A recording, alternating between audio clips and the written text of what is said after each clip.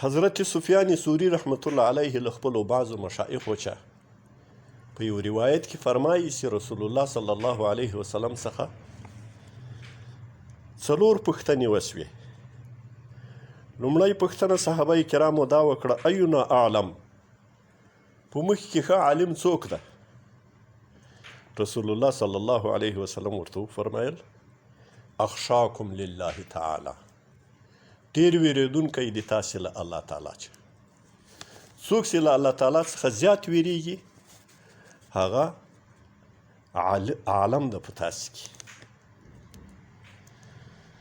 دویمه پوښتنه وسوه، وای افضل ملګري، بهتر ملګري څوک دي؟ وای چې په نیک کار کې د مدد و معاونت کوي او که هغه نیک کار در څخه یېرېږي او در په زړه کوي، دا بهترین ملګری ده. درېیمه پوښتنه وسوه چې بدترین ملګري څوک دي؟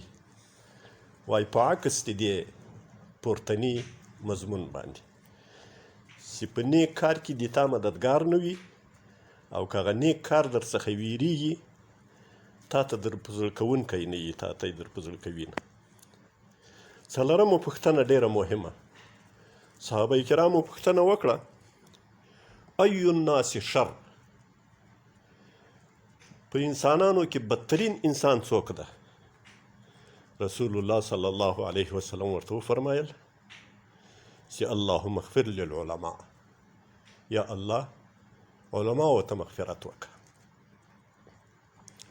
او وی فرمایل: والعالم اذا فسد فسد الناس، عالم چې فاسد سي، عالم چې له لارې بې لارې سي، نو ټول امت او ټول انسانان بې لارې کېږي.